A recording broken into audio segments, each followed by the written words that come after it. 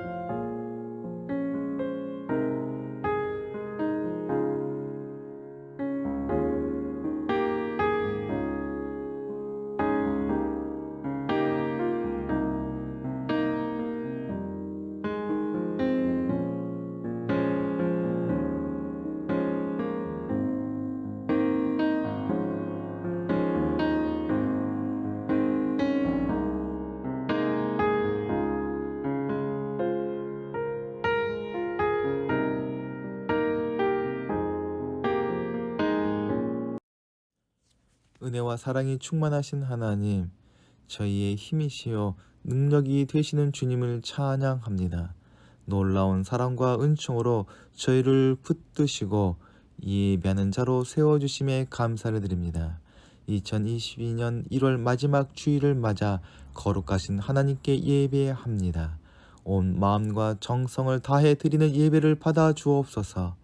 독생자를 보내셔서 십자가를 지게 하시고 죽을 수밖에 없는 저희를 구원하여 주심에 감사를 드립니다. 그러나 이 큰 사랑과 은혜를 받은 저희는 이웃에게 사랑을 베풀지 못하고 욕심을 채우기 위해 이기적인 삶을 살았습니다. 범사에 감사하는 것이 하나님의 뜻인 줄 알면서도 사소한 일에 마음이 상하여 하나님을 원망하는 죄를 지었습니다. 육신의 욕심을 이루는 데는 빨랐으나 주님의 뜻을 실천하는 데는 게을렀습니다. 주님, 이 모든 죄를 회개하오니 긍휼히 여겨 주시옵소서. 시간에 매듭을 지어주시는 주님께 기도합니다.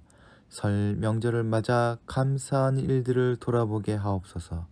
분주히 흘러가는 시간에 매듭을 지어주시고 잠시 일상을 멈추고 우리 자리를 돌아보며 가족과 이웃들과 기쁨과 행복을 나누게 하시니 감사를 드립니다.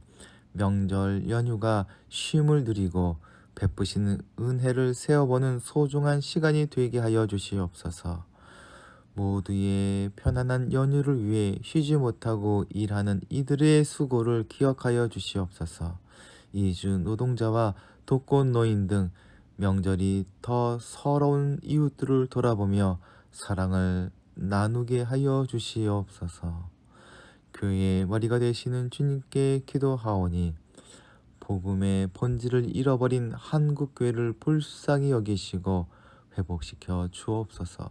반복되는 부정부패로 교회의 신뢰가 땅에 떨어지고 사회의 문제와 아픔을 치료하기보다 사람 보기에 부끄러운 교회가 되고 말았습니다. 주님, 이 부끄럽고 암담한 시기도 교회를 사랑하시는 하나님께서 교회를 새롭게 하시는 과정임을 믿고 기도합니다. 저희 잘못을 회개하고 복음의 본질을 회복하는 교회로 새롭게 세워주시옵소서. 모든 사람을 당신의 형상대로 만드신 주님께 기도합니다. 장애를 가지고 살아가는 이들을 축복하고 그들이 하나님이 주신 삶의 아름다움과 존엄을 누리며 살게 하여 주시옵소서. 장애인들을 향한 편견과 오해, 차별들이 사라지게 하시고 제도와 인식이 개선되어 장애가 더는 불편하지 않은 세상이 속히 오게 하여 주시옵소서. 큰 나무와 작은 나무가 함께 어우러져 숲을 이루듯이 장애인과 비장애인 각각 형상이 함께 어우러져 조화롭고 평화로운 하나님의 나라가 속히 이루어지게 하여 주시옵소서.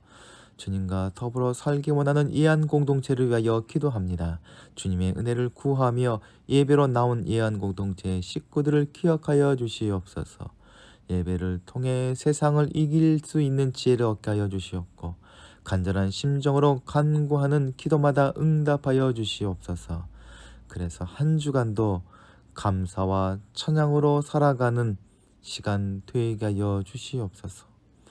주님께서 세우신 문봉책방소를 또한 인도하여 주시옵소서. 하나님의 은혜를 나누며 사랑으로 빵을 만드는 가게가 되게 하여 주시사 하나님과 사람에게 칭찬받는 가게가 되게 하여 주시옵소서. 우리 구주 예수 그리스도의 이름으로 기도하옵나이다. 아멘.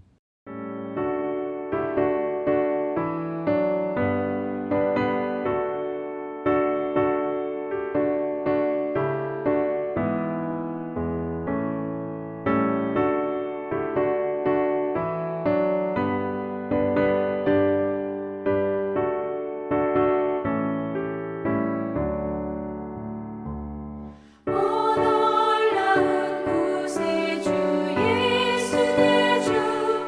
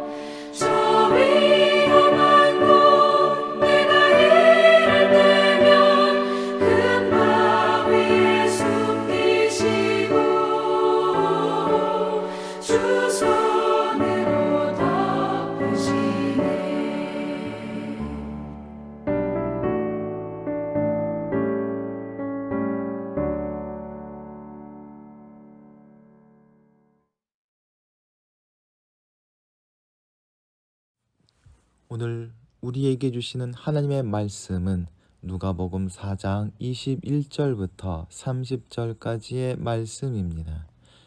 예수께서 그들에게 말씀하셨다. 이 성경 말씀이 너희가 듣는 가운데서 오늘 이루어졌다.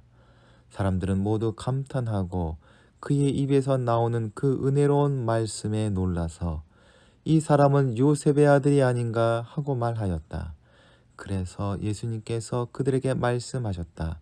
너희는 틀림없이 의사야 내 병이나 고쳐라 하는 속담을 내게다 끌어대면서 우리가 들은 대로 당신이 가버나움에서 했다는 모든 일을 여기 당신의 고향에서도 해보시오 하고 말하려고 한다.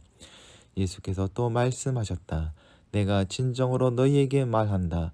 아무 예언자도 자기 고향에서는 환영을 받지 못한다. 내가 진정으로 너희에게 말한다.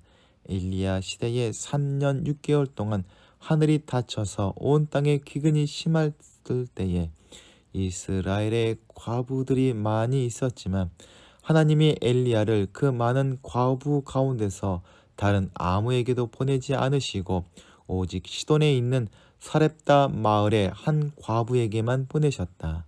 또 예언자 엘리사 시대에 이스라엘에 나병 환자가 많이 있었지만 그들 가운데서 아무도 고침을 받지 못하고 오직 시리아 사람 나만만이 고침을 받았다. 회당에 모인 사람들은 이 말씀을 듣고서 모두 화가 잔뜩 났다.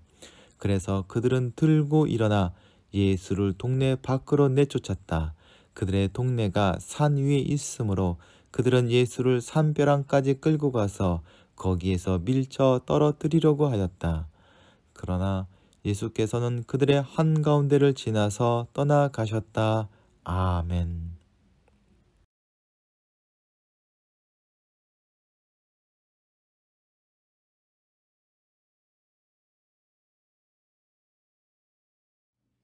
어제부터 쉬는 사람들이 있지만 본격적인 설 연휴는 오늘부터 시작됩니다. 많은 사람들이 가족과 함께 하기 위하여 고향을 찾게 될 것입니다. 고향이라는 단어가 주는 익숙함은 사람들에게 평안함을 선물하는 것 같습니다. 반대로 타향이라는 단어의 낯설음은 사람들의 마음을 힘들게 합니다. 그러나 익숙함은 좋은 뜻이기는 하지만 때로는 그것이 우리의 도전을 방해하기도 합니다. 오히려 타향의 낯설미 우리에게 새로운 기회를 주는 경우도 적지 않습니다. 한국 교회사에는 스푸너 사건이라는 유명한 사건이 있습니다. 1960년경 고려신학교 교장으로 박윤선 박사님이라는 분이 계셨습니다. 고려신학교는 당시에 극단적으로 보수적인 교단에 속한 신학교였습니다. 박윤선 박사는 자신의 오랜 미국인 친구를 송별하려 항구로 나갔습니다. 그런데 그날은 주일이어서 그는 얼른 배에서 인사를 나누고 근처에 있는 교회에서 예배를 드릴 생각이었습니다. 그래서 당시에는 드물었던 택시를 타고 서둘러 항구로 갔지만 생각보다 가는 길이 막혔습니다. 게다가 방문객 자격으로 배에 오르는 시간도 많이 지체되었습니다. 그래서 그는 근처 교회에 주일 예배 시간을 놓치고 배 위에서 친구와 같이 간단히 예배를 드리고 집으로 돌아왔습니다. 그런데 이날 있었던 일이 그가 속한 교단에 알려져 큰 문제가 되었습니다. 우선은 주일 택시를 이용함으로 돈을 사용하였다는 것이 문제였고, 그리고 교회에서 정식적으로 예배를 드리지 않았다는 것은 신학교 교장으로서 심각한 결격 사유라는 비난이 일어났습니다. 물론 이에 대해 박윤선 박사는 정당하고 선한 이유 때문에 부득이 발생한 일이라고 해명하였지만 교단은 주일 성수를 지나치게 완고한 틀 안에서 이해하며 이를 받아들이지 않았습니다. 그래서 그는 신학교와 교단을 떠날 수밖에 없었습니다. 이 사건은 옛날 한국 교회가 얼마나 보수적인지를 보여주는 유명한 사건입니다. 그런데 이런 보수적인 신앙은 한국 교회엔 여전히 익숙한 모습입니다. 여전히 익숙한 신앙에 대해 조금이라도 다른 견해를 제시하면 그것을 수용하기는커녕 오히려 엄청난 공격을 하는 것이 한국 교회의 모습입니다. 한국 교회는 낯설음을 받아들일 만한 포용력이 여전히 부족한 것 같습니다. 오늘 본문도 익숙함에 사로잡혀 낯섦을 받아들이지 못한 사람들에 관한 이야기입니다. 오늘 이야기의 배경은 나사렛이라는 조그만 동네입니다. 예수님의 고향 나사렛은 갈릴리 남서쪽 변방 산지에 있는 작은 마을입니다. 만약에 나사렛이 예수님의 고향이 아니었다면 누구도 나사렛이란 이름을 알지 못했을 것입니다. 예수님의 제자 나다니엘조차 나사렛에서 무슨 선한 것이 날 수 있겠느냐라고 할 정도로 나사렛은 아주 작은 동네였습니다. 그러한 나사렛 사람들에게 예수님이 갈릴리에서 놀라운 일들을 하고 계시다는 소문이 들려왔습니다. 대부분의 사람들은 자기 나라, 자기 동네에서 뛰어난 인물이 나오면 자기 일인 양 기뻐하고 자기 동네가 큰 이득을 누릴 수 있을 것으로 기대합니다. 대부분의 사람이 그러하듯이 타지에서 크게 성공한 인물이 고향으로 돌아와서 고향 사람들의 도움으로 이렇게 성공했다고 감사를 표하고 고향의 발전에 크게 힘쓰는 것을 기대하는 것은 너무나도 익숙한 것입니다. 그래서 그러한 의미로 의사야 내 자신을 고치라라는 유대의 속담이 본문에 등장합니다. 예수님께서 나사렛에 방문하였을 때 수많은 고향 사람들이 그러한 생각으로 모여들었을 것이고 예수님이 고향에 대한 감사와 칭찬 혹은 다른 곳에서 하셨던 것보다 더 놀라운 일들을 기대하였을 것입니다. 그러나 예수님께서는 고향에서 죽음의 위기를 겪을 정도로 극심한 배척을 받으셨습니다. 도대체 나사렛에서 무슨 일이 있었던 것일까요? 지난주 본문에서 우리가 함께 살펴보았듯이 예수님께서는 나사렛 고향에 오셔서 안식일이 되어 회당에 들어가셨습니다. 지난주에 말씀을 나눈 것처럼 예수님은 이사야서의 말씀을 통해 자신이 누구인지를 선포하셨습니다. 포로된 자가 해방을 얻게 되고 눈먼 자는 눈을 뜨게 되고 눌린 자는 풀림을 받을 것을 선포하셨습니다. 그리고 이런 구원을 이룰 사람이 자신임을 알리셨습니다. 이 놀라운 구원의 선포에 대해서 고향 사람들은 감탄하고 놀라워했습니다.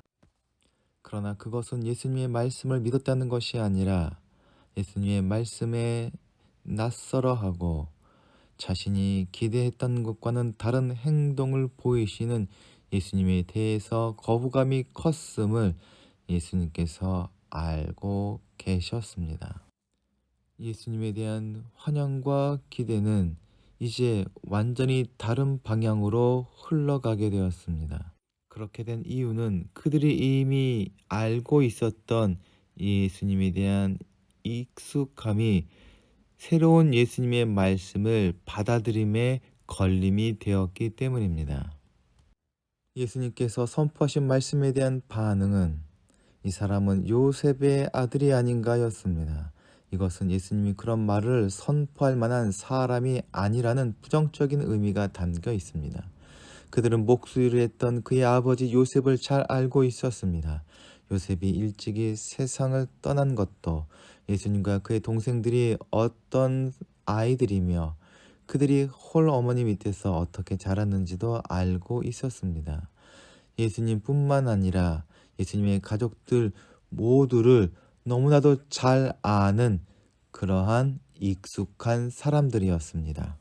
그런데 그렇게 잘 알고 있다고 생각한 예수님께서 그들이 보기에 너무나도 놀라운 행동을 하였습니다. 그가 회당에서 말씀을 낭독하고 그것도 모자라 자신이 메시아임을 선포하였습니다. 고향 사람들은 예수님의 말씀이 가지고 있는 힘은 부인할 수 없었지만 결코 예수님을 인정할 수 없었습니다. 예수님께서는 나사렛 사람들의 생각이 어떤지를 잘 아셨습니다. 그들의 생각을 의사야 내 자신을 고쳐라라는 말로 드러내셨습니다. 돈을 많이 벌어 부자가 되었다면 먼저 가족들을 위해 사용해야 하는 것처럼 당신이 예언자 혹은 메시아라면 고향 사람들을 위해서 먼저 자신의 능력을 사용해서 인정을 받으라는 뜻입니다.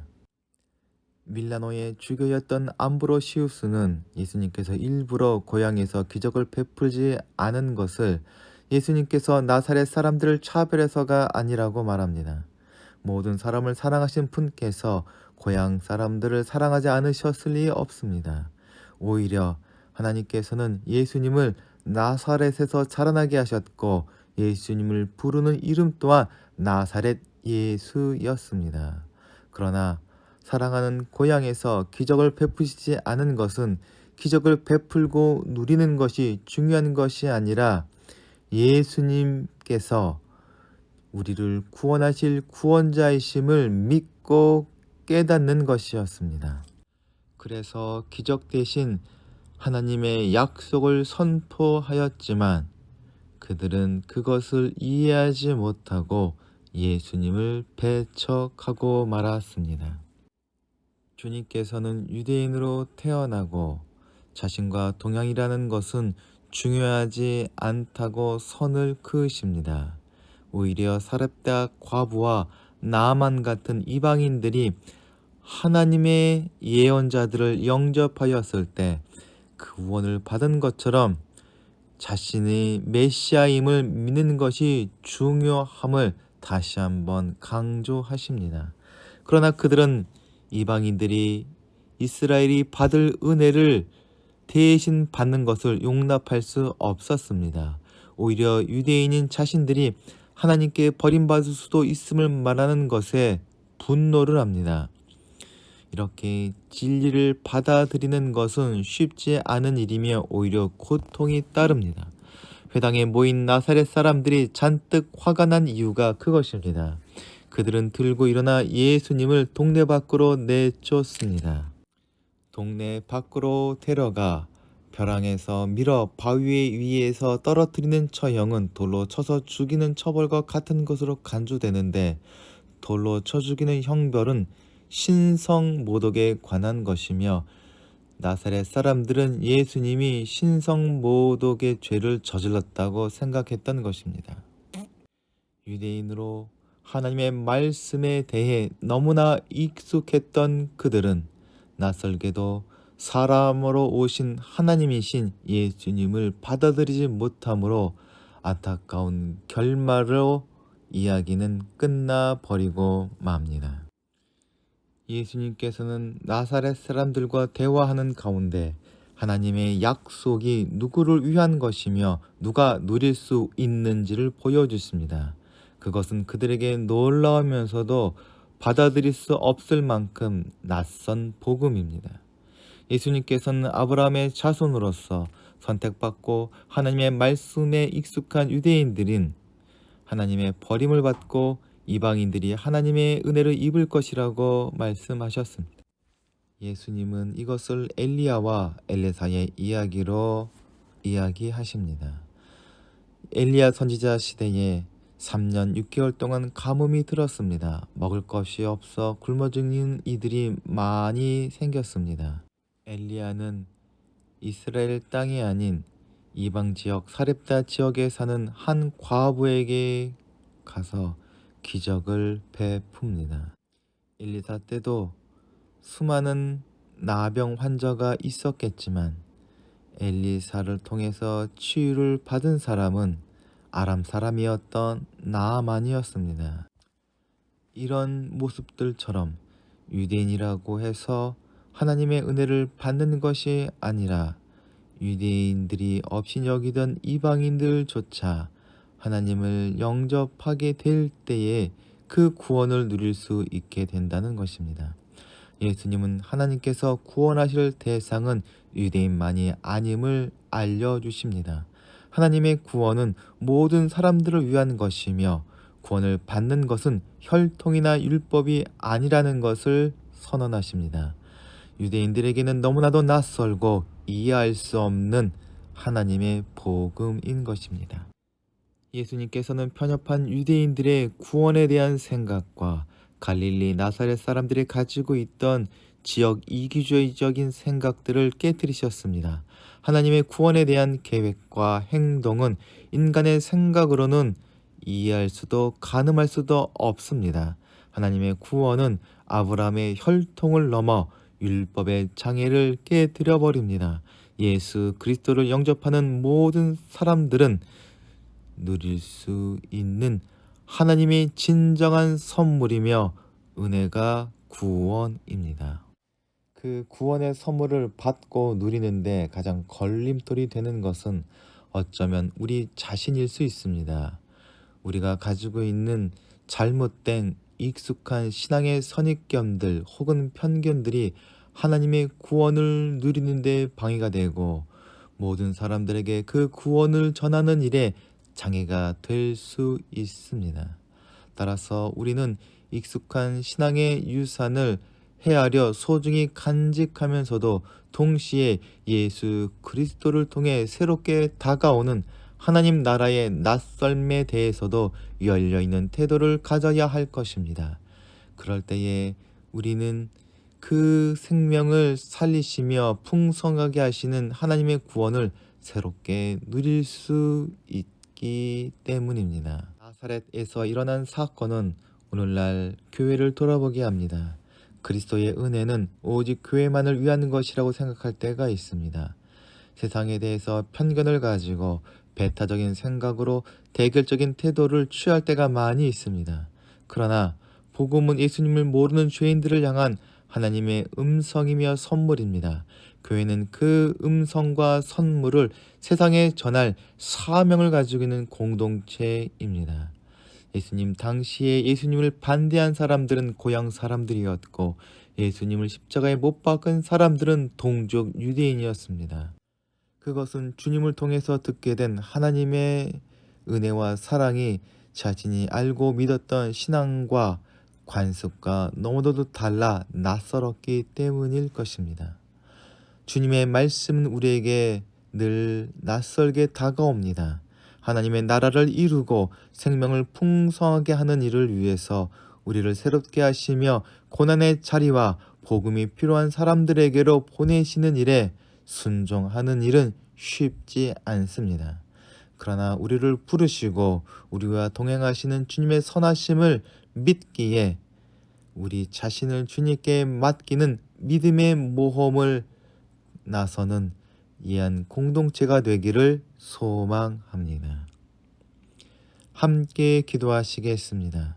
사랑과 은혜가 충만하신 하나님, 2022년 한 해를 허락하여 주시니 감사드립니다. 오늘도 말씀하여 주시고 그 의미들을 되새길 수 있게 하여 주심을 또한 감사드립니다. 말씀을 통해 주신 약속을 온전히 이루시고 주님을 영접하는 모든 이들에게 구원의 은혜를 베풀어 주시사 영원한 생명으로 채워 주시옵소서. 저희의 작은 지식과 경험을 뛰어넘는 만유의 하나님께서 하시는 일들을 이해할 수 없음을 고백합니다. 그 모든 낯설매 기꺼이 순종할 수 있는 믿음을 허락하여 주시옵소서.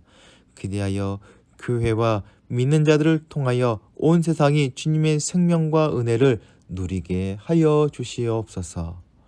우리 구주 예수 그리스도의 이름으로 기도하옵나이다. 아멘. 함께 공동체의 고백을 하시겠습니다. 하나, 우리는 문제가 있습니다. 둘, 문제에는 끔찍한 대가가 있습니다. 셋, 하나님은 해결책을 가지고 계십니다. 넷, 그 해결책은 믿음으로 누립니다. 지금은 세상 끝날까지 우리와 함께 하시는 예수 그리스도의 은혜와 무한하신 하나님의 사랑하심과 우리를 진리 가운데로 인도하시는 성령님의 감화 감동하심이 이 시간 머리 숙인 예한 공동체 식구들 머리 위에 이제부터 영원토록 함께 하시기를 간절히 축원하옵나이다. 아멘.